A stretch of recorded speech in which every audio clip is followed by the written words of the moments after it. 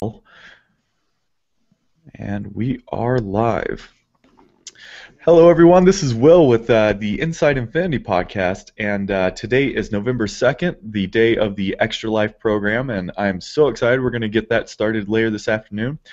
But until then, I have some awesome friends on the line with us today, and they've been kind enough to join us and talk to us a little bit about Disney Infinity and their work on the game. So I'd like to welcome Chad Liddell and Matthew Armstrong from Avalanche Studios.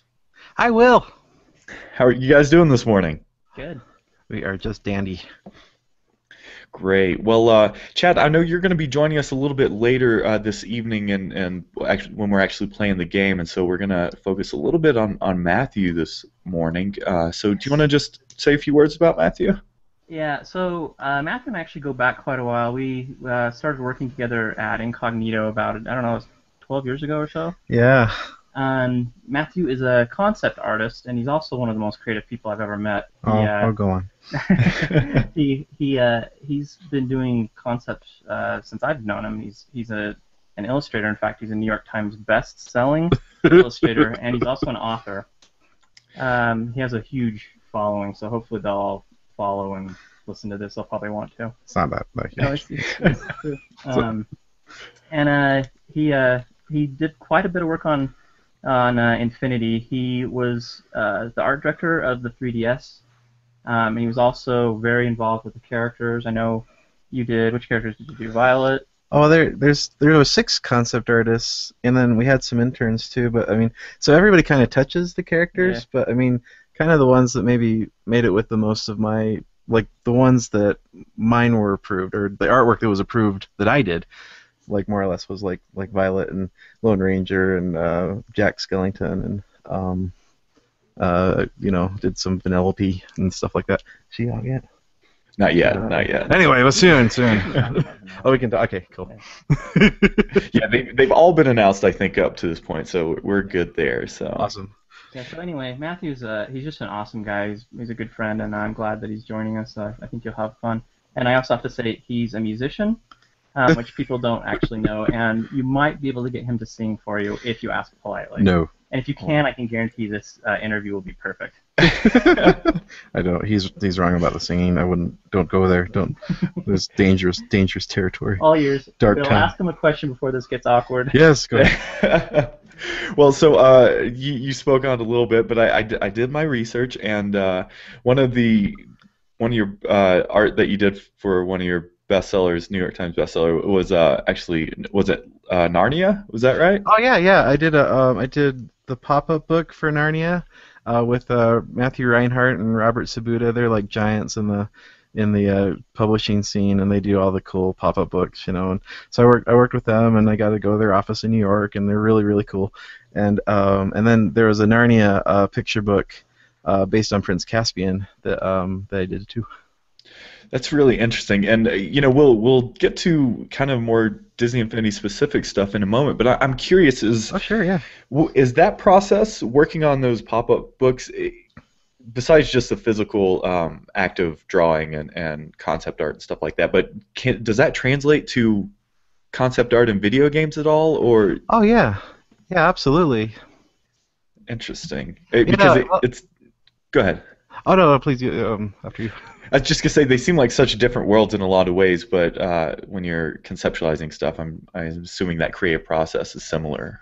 Oh, definitely, yeah. I think like concept art and children's book illustration and book illustration are very they're cousins. They're very similar, and because you're in both cases you're illustrating to tell a story. It's a different sort of narrative or a different sort of story when with video games, which is like an interactive story or an interactive experience. But both try to create worlds and both create immersive environments and both are drawings and artwork that informs you of the character, informs you of the world you're in. And just one of the pop-up book is physical and made of paper, and that's the media that you receive it in, and video games, of course, are on a TV screen, and they're a media that is virtual and electronic. But hopefully both still affect the human mind the same way, and you go into that kind of space, or it draws you into some world or some story. or something like that. Well, you definitely did all your entire team did an awesome job for Infinity. The one thing I do love about the game so much is that for being such different properties, it fits in the same world, and there's no kind of disconnect between them all, even though they're wildly different and their original incarnation, I guess. And Oh yeah, thanks so much. We were so it was that was the biggest challenge, is to get a live action Jack Sparrow and Pixar's Sully and then 2D, Mickey Mouse. It took I mean, I work with the most talented guys in the world. Like, I'm just like humbled to be amongst them, and they just love them to death. But it took like probably like a year almost before we really started finding a room. Like, we went really really cute, and then we went really kind of strange and but if you look through our concept assets folder, there's we probably did like, I don't know, like 10 or 20 paintings per character, just to kind of get them there, and then the kind of then they get this kind of final pass to sort of unify them, and then they get put into 3D, and then there's all these steps to get them to be happy and look really cool together. But it took a lot of work, much more than you would have thought, to find the correct way to draw them. well, it's interesting because I've definitely I don't know why, but I just love going and on there's some blogs out there that show off a little bit of the process from start to finish of the conceptualization of the way the toys kind of ended up and from where they started. And that just intrigues me so much, because now I can't imagine them looking any different, and that's probably because you guys did such a good job developing it and kind of making the style universal, but also because I've seen them so much. I don't know if you can speak on this, but how did, like, day one when you started to think about turning these characters into toys, did you have a start place, or was there some inspiration that you're like a series of toys or something that you kind of started with, and then obviously you branched out, molded, and evolved, or did you just get in a room and just start drawing? Oh yeah, when was it?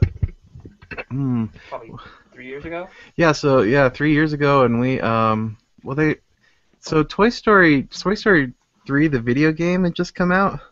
Is that right? So Toy Story 3, the video game, had just come out, and we were sort of making a sequel to that, and it was going to be Toy Story in space, and so it was going to be all the same characters, and it was going to be we had like a bunch of scenarios and storyboards made, and it was really really really cool, and you can actually see a lot of the fruits of that labor in the thing that just came out, the Toy Story starter pack. Yeah, Toy Story in Space, actually. Like that, yeah. So that's what it became. But 3 years ago, we were just working on Toy Story in Space, and we just thought it was a sequel to our, Toy Story 3 video game. Somewhere along the line, like, we started. Somebody, like our art director, started bringing up, well, we maybe could put other characters in here, and we weren't sure how many. We weren't sure if we could get live action. We weren't sure how broad it could go, right? So we just started. So that's when we got the sort of the thing down from command to start drawing these characters all together, and we were putting Jasmine with Simba, and writing Simba, and like trying to figure out what happened if like maybe Maleficent's armor was like put on Woody. I don't know, like we were trying all these really strange combinations, really trying to broaden it out, and then at some point it started catching on, and we started getting approval from the big shots, like the best, the coolest creative people in the world, like Pixar and Bruckheimer. He's like a director or something, but that's how I like to say his name around the office. Bruckheimer. It's just good. But he at some point we get Johnny Depp's People, looking at drawings of that. So just over the course of this 3 years, it just got bigger and bigger and bigger and more. Phineas and Ferb, we started getting contacted from, kind of outside the realm, and it just became so huge and so big. And so we were, it was just it really caught on somehow, and somehow it got through all the other, Disney entities, like the broad scope of the company. And so we've just started. So that's when So okay, so so the fire caught, and after a year it just spread, and then so now we have approval, and we have mandate, and so then the six of us, and we went through about a few sets of interns, and we painted up the characters all together in a row and had lineups and modelers modeling them, and then we had 3D printers printing them, and we're all looking at all this feedback and going back and forth. And so another year, and then it kind of started clicking, and then we started knowing what we were doing, and then it sort of became the Infinity look that it is now. Like it has this really nice packaged look, and one of the like Ben Simonson designed the packaging, and John Diesta has this really cool style which all became kind of our beacon, and Sam has a way of painting things so they look super real, and Jason Kim's just master of shapes, and I'm not sure what I do, and there's and Seb's our commanding officer, Sebastian Gallego. He's our concept department lead. He's like managing all this stuff and managing all the different companies, all the different feedback they were getting, and it was just a lot of fun. It was just huge, and it's bigger than anything I've ever worked on, for sure. Well, I can't imagine the accomplishment, how accomplished you'd feel, because I picture it kind of as like a block of wood, and you just keep whittling away until you finally get what you're looking for in it. I would imagine when that point happens, it just kind of clicks, and everything is just like, this is what it's meant to be.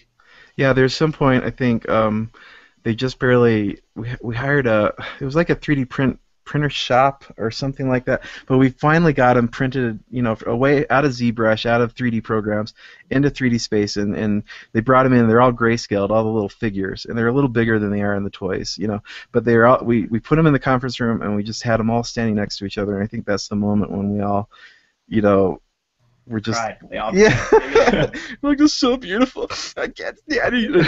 It's so awesome, that one moment, just like looking at them all there, and then it's like, that's it. We know it. This is it. We figured it out. All the blood and sweat and tears, all the pain, it's all worth it. It's right here in front of us. It was a good moment. That's awesome. You finally had something tangible after you've been staring at a 2D screen for months and months at a time. Yeah, so. I mean, definitely. I mean, even working with a team. I mean, it's still like you're working almost in a vacuum, because you're not quite sure. You believe in the project, and and I have I think we all had every confidence that we'd be able to figure it all out. But yeah, it's a little scary. There's a lot depending on it working, and then it did, and it was really cool. That's awesome. So I actually had the pleasure of speaking with the Toy Box artists earlier this week, and they're the best. That was an awesome group. I had so much fun talking with them, and I learned so much, and very interesting. One thing they brought up that I thought was kind of interesting is well, actually, it's more of a thought I have, and it's a question for you. So it seems like the Toy Box assets, the textures, the blocks, everything that you use to build within the Toy Box, it seems like it would be a very different beast than working on characters and those types of models that have specific animations with them. Was there any place that, when designing these characters and coming up with the art style, that constraints that you had to work within, maybe as far as like how they were being animated, or the assets that they would be using in the form of tools that they would hold, or backpacks that they would have? Did that constrain you at all? Oh yeah. So of course, the entire concept team wasn't just working on characters. I mean, we all love characters, and that's the most fun, of course, and it may be the most frustrating at times. But we created a style guide to sort of figure out how mountains look, and the style guide to figure out how plants look, and we worked in tandem, with Joe's team, anything we could do to come up with a thing. So we figured out the characters. So the characters kind of guided us into the world. So we figured out how mountains and cliffs would work. That would work in like a infinity style. We figured out how buildings would look in an infinity style, and we do paintings of that, and do paintings of the world, and do paintings of what's we do paint over. Sometimes Joe's team would come over, would model something fantastic, and then it would get the screenshot passed over to us, and we paint it up, in Photoshop. the props, like the backpacks and the skateboards and the cars and everything like that. We a lot of concept. The way Avalanche works is a lot of concept is done first before we start putting into the 3D space, and so we painted, like 20,000 billion cars and 80,000 backpacks, and we go through. It was just like the process of going through the characters would be like, maybe 10 or 20 sometimes, different like machines, like the cannon, and the skateboard, the incredible skateboard, the hoverboard, yeah. Oh yeah, there's Jack on it. Yeah, totally. Jason Kim, somehow he just like zeroed right in. Like we were all trying it, but he, this would kind of happen. It's like we'd all be trying a problem, and then one of us would figure it out. And Jason Kim put his hands on his finger on the pulse of what Incredibles technology looked like. And so he got the car out there, and he got the skateboard, and it all kind of had this cool look that looked Incredibles, but also looked Infinity, which is kind of, hard to do, Yeah. I can imagine. Did those constraints, did it dictate how the actual character models ended up? I mean, they don't have very many technical constraints. Okay. They're the center of the game, and as such, they take what they need. Interesting. Yeah, we sort of if it worked visually, then that would give it to the art director, and the art director would sort of they'd find a way to make it work. Yeah, they'd and on the rare occasion that we went too crazy or something like that, then it comes back and we make the corrections. Yeah, well, one of the interesting things to me, I mean, I wasn't part of any of this. I just got to watch from the sidelines. But one of the interesting things to me was to watch the process, how it's different for making a character for a game versus making a character that's going to become a toy. Like the thickness of limbs and things like that. In fact, maybe you could talk about that a little bit. Oh yeah, that's absolutely. That was a big constraint. So yeah, like we'd make these paintings and it'd be great, and then we'd get them, put into 3D, and then we'd get them printed, sometimes by high-end, factory in China even, and it would come back, and we'd notice, oh no, the legs are too thin. And so that creates a problem. Like, well, how do we get Mrs. Incredible or Violet's legs to thicken up but still look feminine, or Jack Skellington, of course, he's pretty thin, and so we'd have to adjust their pose. If they were leaning over too much, if they were like too action pose or something like that, it might make them kind of sink, or the joints might be sort of in an unfavorable place, and so we'd have to figure out another pose, and so we'd end up doing like 20-something drawings of different poses that still look Jack Skellington, but would support the plastic and the constraints of a toy. We thicken up Violet's neck. We do, all these different, little things that we had to do, with the feedback just from, if it looks great on a 2D, digital painting, great, but it has to work in real life too.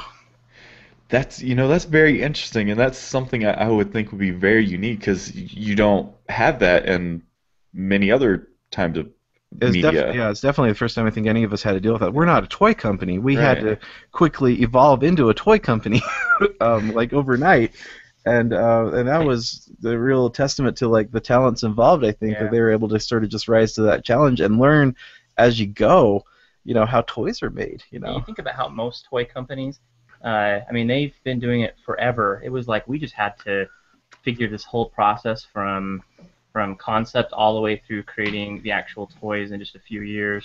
And I mean, looking at it from the sideline, I'm just completely blown away at how well they did. I think they're some of the best toys I've ever seen. Well, and that's I think that's the biggest compliment, not only to the style of the toys, but to the quality of the end product, is that every one of these toys are items that I would purchase just being fans of the property. I mean, I have a shelf over here that's just full of Disney collectibles, and that's what I love about these things. They're not just something I can use for a video game that I enjoy so much, but it's also something that you can actually put up on a shelf because they're such high quality, and they're unique looking too.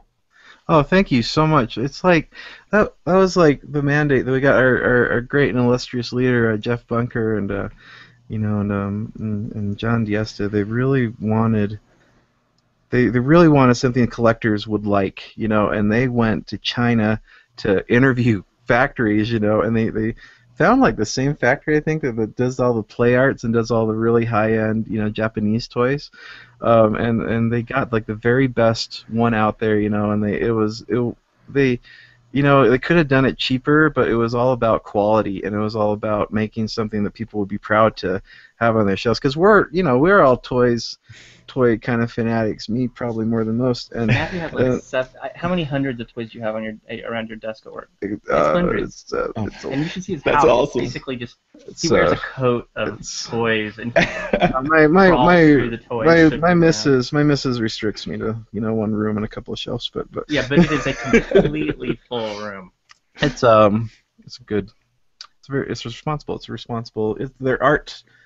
Toys. It's reference. It's all reference. Yeah, it's very important. Inspiration. It's reference he talks to, though. That's the best part of it. Well, they talk back.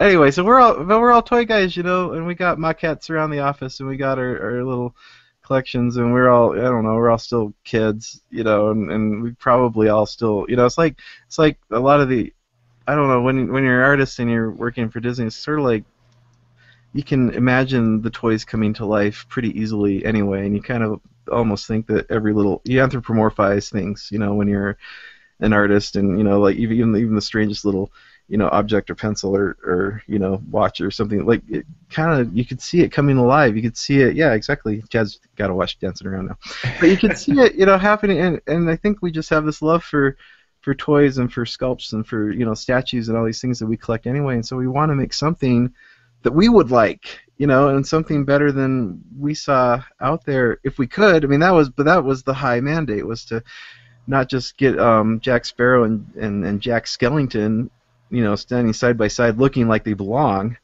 because they really don't. If you hold the original artwork, they're really quite differently styled to the extreme, but not just to get them looking like they belong, but also make these awesome toys that look awesome on the shelf. That they're really well designed. I mean, just the care and the practice that went into looking at them from every angle. Like the art directors would just stand there and stare at them and talk angles and talk about belt buckles and talk about bumps on Davy Jones, and just you think about probably how much money it costs to have a bunch of grown men sitting around talking about a claw, meetings about how big the sword, or should Barbossa have a monkey. These are conversations. These are all things that need to happen creatively, no matter how small. So I think to the outside world, it would kind of seem a little extreme. Yeah, a little extreme, but that's sort of what we're doing every day, and it's really gratifying to hear that. It's really important to us to make something good, something much better than had been seen before. They literally spent thousands of hours on the characters. I mean, it's mind-boggling to watch the whole process. It's really cool. That's crazy. Yeah. I have a pretty open-ended question, and if it's kind of a trade secret, then just say shut up, Will. This is a need-to-know basis. You don't need to know. But with Disney and Disney properties, that catalog is just so huge. How, when you started things off and started, you mentioned a few characters that aren't in the game, that when you were just conceptualizing at the very beginning, but when you really started to nail down, okay, these are the characters we're going to use and these are the reasons why, can you kind of walk us through that process? What determined kind of what characters were going to be included in the game, and which obviously had a much larger impact for a lot of them being playsets as well? And can you just kind of describe how the characters and properties were chosen? Oh, sure. Well, I mean, especially at first, I mean, we're all fans. We're all huge fans of Disney, and most of us have families, which is kind of unusual in the video game industry. And is that bad to say? Does that make? No, okay. It's kind of true though, isn't it? Yeah. Okay, so we're all like parents, and we're all like big, huge fans of Disney, and we're from Utah. And and so anyway, so everybody has their favorite characters, and and I have my pet characters that nobody else likes, and well, just one, but which is Vincent from Black Hole is my. I love him so much, and it's hard to get people to remember who he is, much less, But maybe one day. But they so the very first 3 years ago, it was just a broad open wish list, and we just drew everything to our heart's desire, like all across the board, anything that Disney's touched, it's just wouldn't it be great if, and then a little bit of of course things come into play, like Disney marketing, they have their the movies that are coming out that need to be supported, but also it's really, and so that's an important factor, but also it's really important to us, and I think to Disney, the company, to really honor old Disney and old Disney products, and so, and there's a lot of huge fans of Disney that know things that even like I'm so shocked to like all the great little secrets that Adrian knows, and all these guys, Adam, and the story department, and so it's a little bit marketing and a little bit love for Disney, and then and that sort of dictates. It was really organic. It was kind of, and then yeah. And there's certain people, there's certain fiefdoms in Disney, and we'd have to go before like the king of Lone Ranger, and sort of get Tonto approved, and get Jack Sparrow approved, like all separately, and so it'd be kind of like this feedback, and we could have people and we could not have people. We actually it's a little bit of a ping pong sometimes, because we'll have a few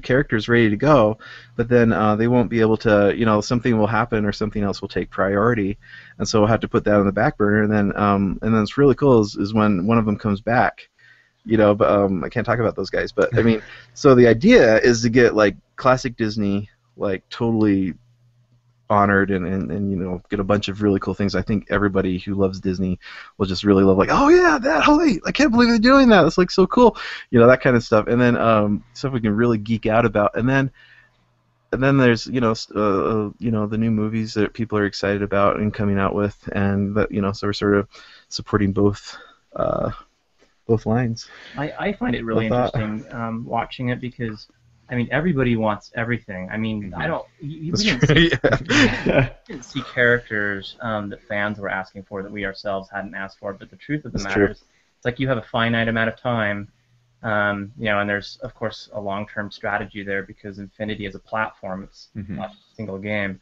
So I think we have to the developers were all exercising restraint, trying to I wanted all kinds of Condor Man stuff, and I had to just I had to go as just the wings. That was my one contribution that I was begging everybody for. right, Condor Man. When I think you talked to Reed, when you talked to those guys, when I saw Reed put the recognizer from Tron in there, and my head exploded. I just walked around the corner and I saw him flying around, the prototype, and that was so awesome. Yeah. And so finite time, but there's so much on the drawing board, and so depending on how much stuff this will go and how much time we have, I think we'll just keep. Yeah, hopefully we 20 years from now, and we're in Infinity 30 or whatever it is, we'll have 30 billion. Yeah, we'll be mining the depths of Darby O'Gill. And yeah, see, that would be cool. I love that little king guy. Yeah, I love that movie. Flight of the Navigator. Oh. I didn't know that was everybody movie, definitely has their favorites. There's we'll get to them eventually. Well, and I think that really shows how dedicated you all are to Disney Infinity, because obviously you can't please everyone all the time, but just a simple fact, you could have just gone with these main characters and main properties that have a large presence in the game, but you went much further than that and included fan favorites that have no real connection otherwise. Look at the Autotopia car. There's nothing in the game other than the car. Yeah. And but when you see that, you're just like, as a Disney fan, and that's not even a movie related. That's a Disney park related, and it's just exactly. And those things are obviously. I mean, you guys have all these ideas, I'm sure, but as fans, it's really fun to kind of oh, I wonder if this will ever make it in, or this is my favorite thing, and hopefully one day that happens too. And it's, as the saying goes, infinite possibility, so you never know. Yeah, I mean that's so great to hear. There's, um, I hope everybody knows that there's a lot of love and blood, sweat, and tears that and just huge amounts of time that went into trying to get as much out there as possible. We couldn't do all that we wanted to, but we could like do blockheads, and we could do like the Autotopia car, and we could do everything that we could do, especially all those little blockheads, which are all classic Disney characters. That was sort of us trying to make sure that we populated Disney with Disney that we grew up with and loved, and that hopefully the stuff other people love too, is at least somehow represented, until we can make them even more represented. Yeah. Dun, dun, dun. So I know that all the work that all of you have been doing for Disney Infinity is very much collaborative, but you mentioned right before the show is that you kind of had quite a bit of hands-on with a few specific characters. I want to say Lone Ranger, Jack Skellington, and Vanellope were a few. Is that correct? Oh, like oh yeah, Jack Skellington and Violet and Lone Ranger are probably could claim them a little bit. Well, and I'm sure they're all your. Well, we're a team, Right. I'm sure they're all your babies because you spent so much time on. But do you have a favorite out of those three? And if so, maybe some of the reasons why. I think well, definitely the two that I'm most proud of just in the lineup of everything is well, first like Violet. Because I have a daughter, and she's 10 right now, and it's there's so much about Violet that reminds me of my little girl, and I love her as a character. I love The Incredibles. I mean, The Incredibles was Brad Bird, right? It's just wow.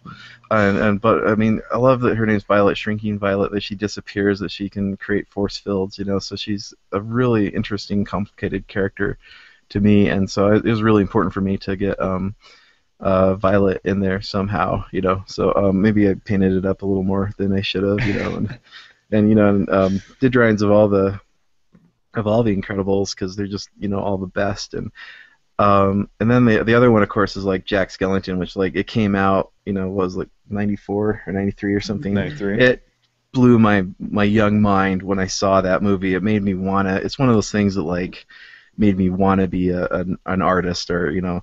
and maybe a filmmaker, and then this video game things really started happening, so I was like, oh, I'll go into video games, I guess. And I mean, but it was a key moment, and talk about a character. I mean, he's the board king and on a quest to find yourself and to reinvent yourself. You're not just your job, I mean, all the things that Jack's journey encompasses just mean a huge deal to me. So to as soon as the opportunity came up to do, Jack, it was just like, oh yeah. We're like, please give him to me. I can do it, Sim. I promise. Like, oh, I better give it to him, or it'll blow up. It'll explode.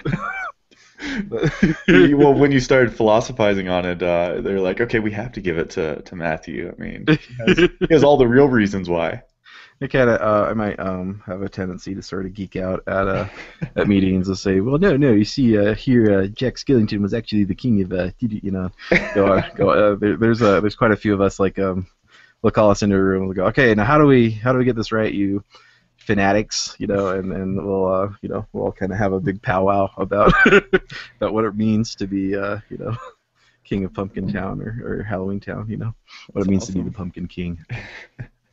Well, and that's just so you know, Violet is highly loved, and we've heard multiple stories how she is one of the most powerful figures in the game, and she's a blast to play with. She is definitely my primary when playing the Incredibles playset. So. Oh, awesome! Oh, thanks. Yeah, that was huge. So the Toy Box art team spoke a little bit about how part of the reason they were so effective was because they really tried to work on pieces that were favorites of theirs or items that they were huge fans of, and it kind of sounds like you had that opportunity with some of these figures as well. Is that true? And if so, I mean, does it really it filters through and it actually comes out in the work you're doing, right? Oh yeah, I hope so. I hope everybody can see the. I mean, again, like we're such huge fans that are working on this game. I mean, lifelong disciples of Disney and Pixar and whatever. But I mean, um, there's like, I mean, when like anything Zurg comes around, like I'm just like, oh yeah, like I love that tech. And I mean the Omni droids, and so because there's the Omni droid in the film, right? Hmm. But what would an Omni droid look like? Are there different classes of Omni droids? Here's a soldier Omni droid. Here's a giant awesome tank Omni droid. And it's just like, and like the ones I draw are really cool, and then like I go around the desk, like Sam Nelson, he's painting up the Omni droids, and he's taken them and he's made them all these different classes, warrior and giant, massive, pillbot tank and all these things, and that's really cool. And then kind of like, what's that? Do you know the stunt car that's kind of like Evel Knievel? Oh, yep. Like that was what do they call that? It's just a stunt car. Okay, so anyway, the stunt car, like so that was like so they're like, we need a stunt car, and I'm like, oh yeah, like so I just like back in my childhood or like my earliest memories of like something like Evel Knievel, and then just like trying those or trying to be inspired by gosh, can we say we I don't know. Anyway, so but I mean, trying to be inspired by that, and then coming up with a drawing like that invokes your childhood and some nostalgia, and hopefully it's something that looks Infinity is like really fun for the fans. I mean, that's great. What does a Buzz Lightyear's other tech look like? Like we've seen him, we know what his armor looks like. We know what a spaceship kind of looks like. So what does a Star Command building look like? What does a Star Command blaster look like? What is all these different things, and so you get to expand the world. If you're sitting there watching Toy Story, and you like, I remember when it first came out, I was really young, and I was wondering all these things about what else is Star Command, how many planet systems does it protect, what kind of asteroid base does it have, and stuff like that, and you'd go home and you'd like draw these things maybe of like these ideas, and then years and years later it's like you actually get to develop what Star Command looked like, or something like that. I mean, how cool is that? It's like the coolest thing ever. Your inner child was just screaming out. Oh, absolutely, yeah. It just the inner child's very, very happy. He wouldn't believe it. He wouldn't even believe that this is happening. Well, one thing I do love about the game, and so much, especially I think, well, the playsets more specifically, but that all these buildings are generally available in the toy box as well, but you have the figures, which are obvious toys, but then sometimes the environment seems a little bit more realistic to kind of tell the story of what they're in and doing. Yeah, but then definitely. You see these buildings, and you see, like in the Incredibles, you see the bridge pieces with the little gates on them, and you're like, I swear I've never seen this toy in real life, but I'm like, it looks like the Playmobil toy when I was a kid, or it looks like, if I actually had these on my floor, how I would have a Mr. Incredibles building, or a Toy Story in Space command center. And Yeah, oh, totally. I mean, that was our other mandate from Jeff Bunker. The idea is that you're a little kid and you're in a room, and this is sort of a dream that we all bought into and tried to reflect, somehow. And you're a kid in a room with a toy box, and you dumped all the toys on the floor, and they could all sort of serve different functions. Sure, you'd had like, I don't know. I mean, when I was growing up, you'd have like a Fisher Price airport or something like that. Yep. That would be a command center for G.I. Joe, and then would be crushed by the Transformers, spaceship, which is the Millennium Falcon. It's like, I mean, you just kind of, I mean, there was no limits, I mean, dinosaurs were monsters that could eat your sister's Barbie dolls. I mean, all these different toys and stuff like that. So there's definitely like every world, like Jack Sparrow and Pirates, that needed to be a little more realistic, because it was sort of coming from a live-action movie, and so it still has the proportions of the rest of the toys. It still has kind of the look and feel, but it is a slightly bit more realism. Whereas Incredibles, you're in a toy town of some kind, and you're defending it, with your superhero action figures, the Incredibles, against the evil, robot hordes and Syndrome's maniacal plans. Every and then I think Star Command's probably a little more on the realistic side. So the worlds, when you would go to the characters' worlds, it was important to find something that felt right for them, and to maybe show more storytelling towards them, and to it's something that felt right. Not everything could be the same kind of plastic world. I'm really glad you said that, because that is actually something I noticed specifically with, like you said, Pirates, and then also Lone Ranger.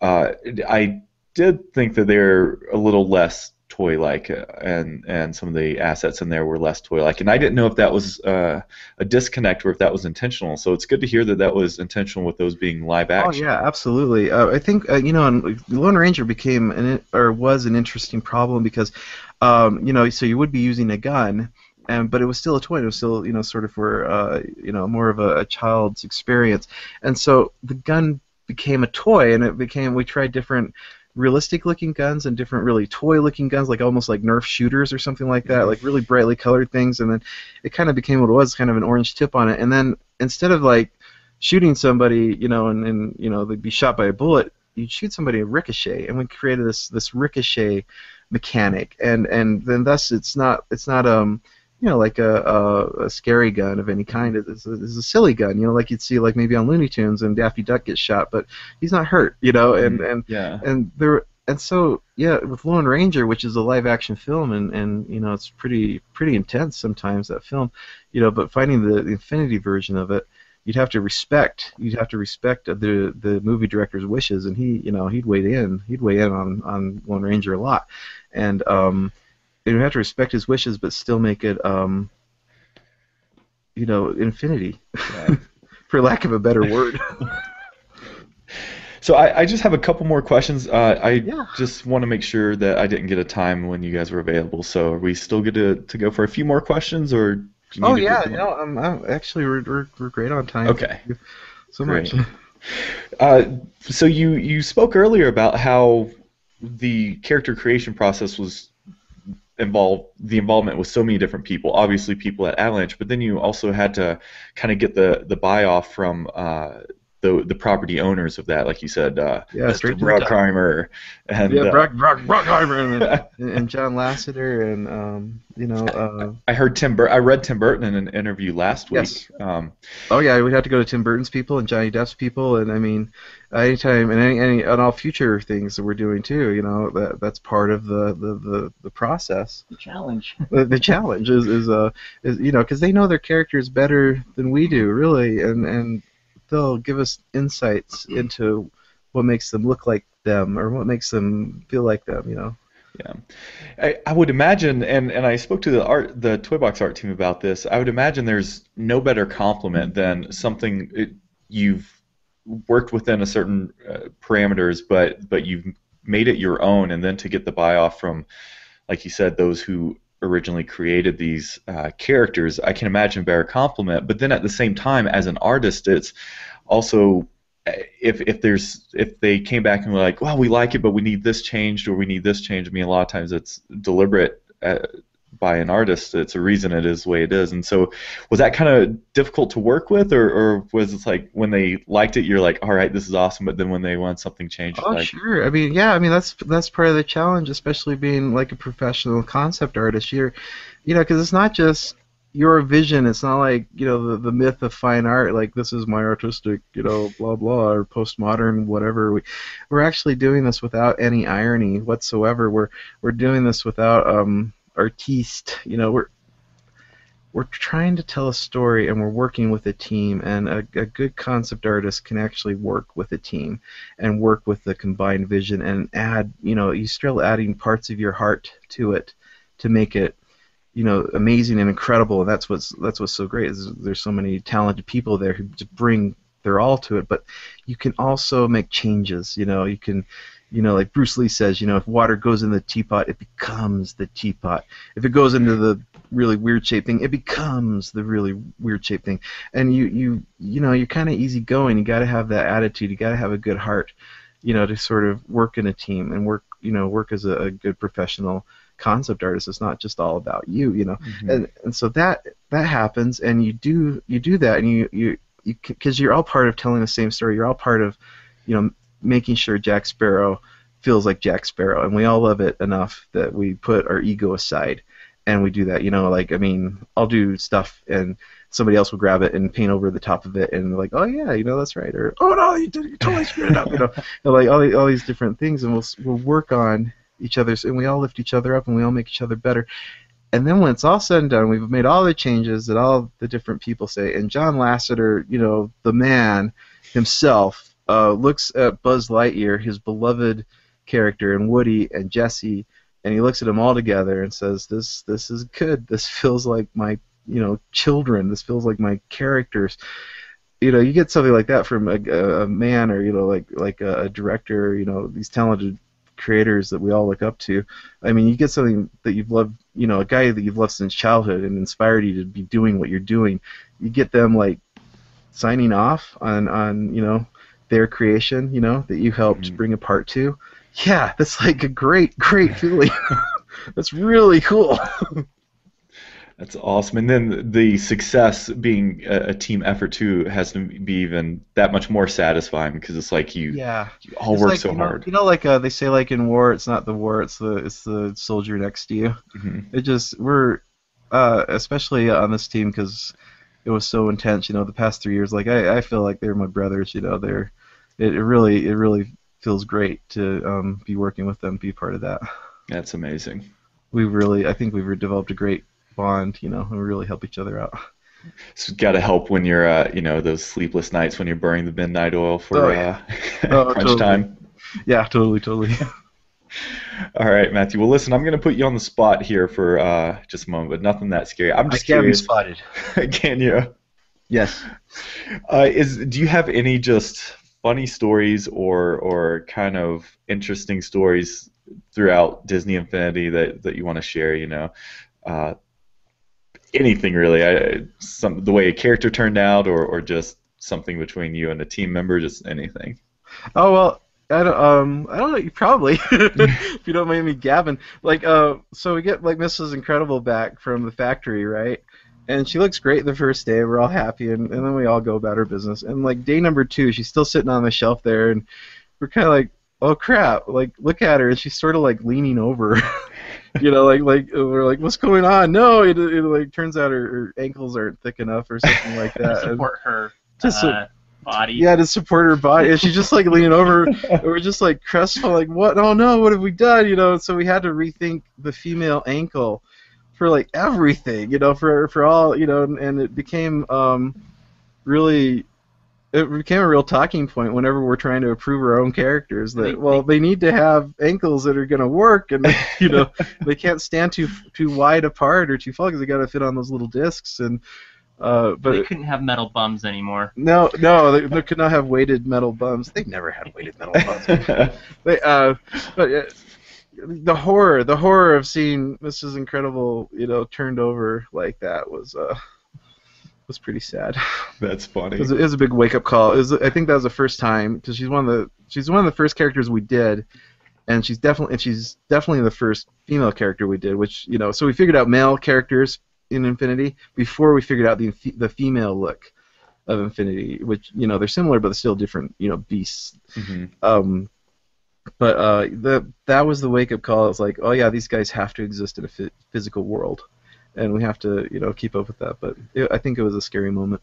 So funny. I mean, you wouldn't know otherwise, right? Until you actually get a figure there. No, because it looks great. It looks great, and it doesn't bend over in 3D. Right. It doesn't have weight, so it never falls over. But they do, and they're printed out in the real world. That's so, funny. I don't know. Yeah. There's an anecdote. Yeah, I like it. Anything else before we kind of finish things off here? Oh, I don't know. I'm sure there's so many stories, and it's kind of hard to pinpoint one or two. Yeah, no, there's endless hours of this and that. There's a lot of minutia. You know, we need to go through Pantone books and figure out, you know, what colors, what's Buzz Lightyear's green color. You know, and we talk about, you know, stuff like that. And you know, sometimes you're like trying to figure out what an Infinity crate looks like, and you're like, I don't want to draw a crate, you know, like 10 years of fine art training to, you know, figure that out, but you do, and it actually looks really good. It's like when you get like boring assignments or something like that, like I feel like it's in the Karate Kid where it's like wax on, wax off.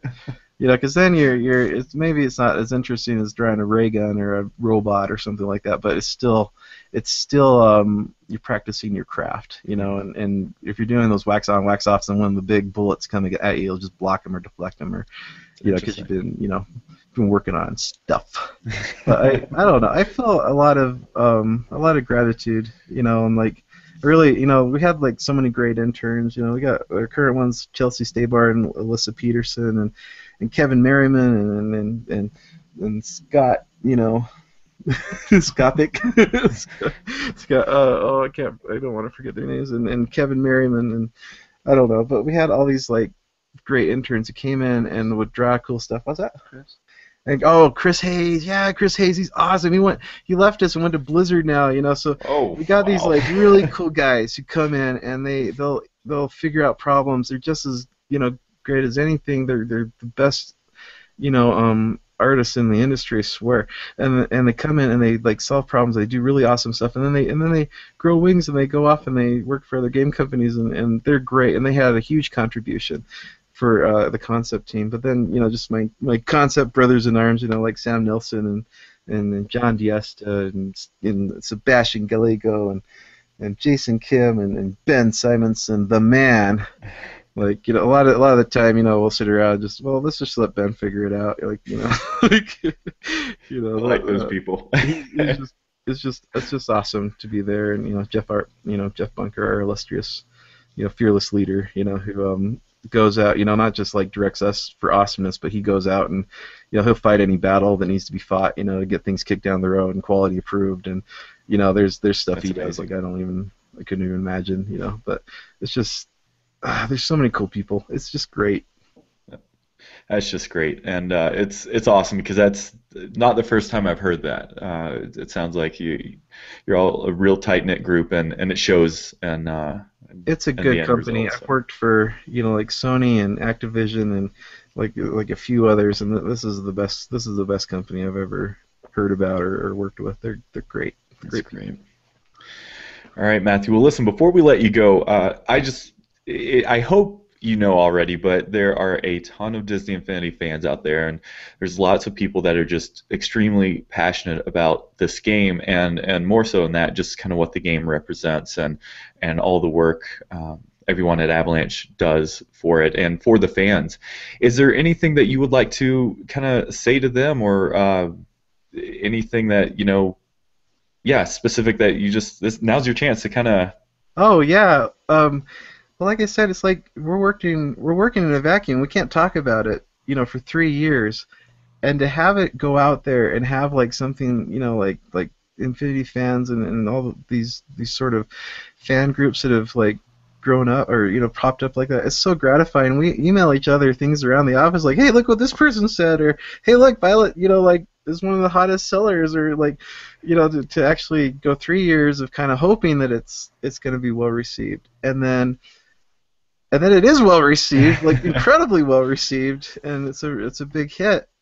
That means the world to us. But the whole time, all those whole 3 years, I hope all the fans know how much we were hoping for whoever they were. We didn't know who the fans were, but hoping that it would connect with somebody out there. That we got the the Incredibles, if they did have a hoverboard, if we got it right, so it would feel like an Incredibles hoverboard.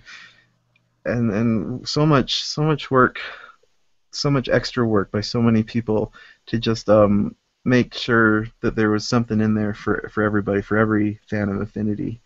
There's a lot of discussion and a lot of and the thing is, I hope I can't wait like this time next year, because not that exactly this time next year, but I can't wait for the future because the best is yet to come, and I hope the fans, know that. I mean, we're still working very, very hard to make really, really cool new stuff that I can't even talk about, and and so the past is great, and everything that's come out with is super cool, and the stuff that's gonna come out is super cooler. So stay tuned, and thank you. Thank you to all the fans. I'm sure everybody feels the same way. I mean, thanks to all the fans for loving this project that we worked so hard on. That's amazing, and I've been a gamer all my life, and Disney Infinity is something unique in so many ways. But one of the things that has really surprised me post launch is the support on the game, and I don't necessarily mean technical like patches and new releases and stuff like that, but the community engagement with this game it's not like you have a PR department talking to a group of fans and there's this huge filter in between. My experience has been that there's a real conversation happening, a two-way conversation between fans and those at Disney Infinity. I don't know if that would be Avalanche Oh yeah, or whomever, absolutely. but Everybody's watching, not just at Avalanche, but I mean in Disney Interactive Central and Disney Marketing and Disney PR. You know, all the they're listening. They're listening to everything. well, and as a fan, that does elicit excitement, and it does make you excited for what's to come. And obviously, we're all very much enjoying it now. But it was like, man, this is so cool, and we know there's still working out there, and so I just can't wait to see what happens next. Yeah, there's not a day that goes by where I'm not like walking by somebody's cubicle or just go into a meeting and like, holy crap, when did that get made? Or what is that? Is that what I think it is? Like just these huge, I don't know, moments I just can't even help but geek out about because it's just like, oh, that's cool. That's That's great. really cool. Well, and I think it's also a statement to how unique Infinity is that did it surprise, and actually you too, Chad, I'm curious your take on this, but has it surprised you the wide range of the demographic that this game has attracted? I mean, obviously their toys and aspects of it are kind of for kids, but then there's, the spectrum of adults that are playing this game are just as wide as well. And has that been kind of a surprise in a way? Is it something that you like? We definitely. Well, I know. When we're designing, like, sorry, Chad, I should let you answer. Go ahead. Oh, I'll hurry. But I mean, we didn't want it to just be for kids. We wanted it to make have a little bit of an edge, a little bit of a creative, imaginative, edge. Not a completely safe, rubber room environment. We wanted it to be just a little bit dangerous. We had a joke kind of sometimes. We were drawing the characters like angry babies. They're they're pretty cute, but man, they can punch you or something. Yeah, like my. Yeah. Buzz Lightyear is one of my very, very favorites. He's tough, right? He's like standing there. He's ready for action. He could like laser you. Yeah, his hero pose. If you're an alien, or he could jump in the way and protect you. So we, because we did have some really cute versions. There's some, really. There's even a point where they were like really generic, almost like Legos, just a really simple shape. But that wasn't right. We wanted to actually do more, and we wanted to give them, like their own shape and be a lot more true to property, or a lot more like the character that way. So so that was a big conversation, and to find that a look that we really hoped would transcend, children and adults was something we actively really tried really hard to do. And so to see it actually working is like really, really gratifying. Great. Your turn. I have no idea what to add to that. Oh, sorry. No, actually, I think if anything, I'd just say, and this is just from my perspective, but, I've got 3 children and my wife, and we all play games a lot. And there's not a lot of games on the market where I want to play them with my kids, they want to play them with us, and, my wife and I also play. I think for me going into this, it was a huge goal to make a game where, I'm playing and we're all, my kids are playing, my wife's playing, we're all having a good time, and that it's a positive experience for our family. I think that's one of the kind of the guiding principles of the game, and so it doesn't surprise me too much that there's a group, but I still feel like there's a lot of work to do there, and that hopefully this time next some period of time, yeah, people will be looking at it and saying, wow, my wife and my and I and my kids are all playing this all the time. We love it. That's kind of like the long-term goal, is to move it in that direction constantly. Yeah, that came right down from the top, from John Blackburn, that we wanted to make something for families, and that was one of the coolest things ever. Was actually we got the new starter packs, and I got to take it home that night, and I got to, okay, this is where Daddy's been for a long time, That's awesome. Oh, and Scott Gwynn, the intern. Awesome artist. Check out his blog. He's a cool guy. Yeah, I remember. I don't think I got his last name right, but I definitely want to shout out to Scott Wood. Great. Yeah, we have during the Extra Life, multiple members of our team are going to be playing with their kids, and they're just so excited to involve them and include them. So it's definitely awesome and unique in that respect. So. Oh, so cool. Yeah, I get home from work and my daughter's like, okay, I have a new, maze that you'll never ever get out of. She's built a new, death trap for me to try to survive. And she laughs and laughs as I die and die. It's really good father-daughter. You've taught her well. Yeah, indeed. All right. Well, gentlemen, I can't thank you enough, Matthew. This was amazing, and I learned so much from this, and it's so fun to just hear about how Disney Infinity came to be and some of its history and stuff. And thank you so much for taking the time out of your day to talk with us and to talk to all the fans out there. And I know they're going to appreciate it. So. Oh yeah, thank you so much. Thank you, all you Infinity fans. Woo! All right, and Chad, thank you for helping me get this set up, and you will be joining us a little bit later. All this together. Thanks for letting me, come over and hang out. And Matthew, if you want to, whatever you want, if you want to be on the show again, or if you just want to, call me personally, and we can be buds, we can like hang out and stuff. And yeah. I joke with Chad. To you or to me, all of you are like movie stars to me and other fans, and so it's just so cool actually talking to people. Oh shucks. Are you blushing yet? A little bit. All right, gentlemen. Well, again, thank you so much, and hopefully we will talk to you again sometime. Thank you, Will. Thanks, Will. Rock on, bro.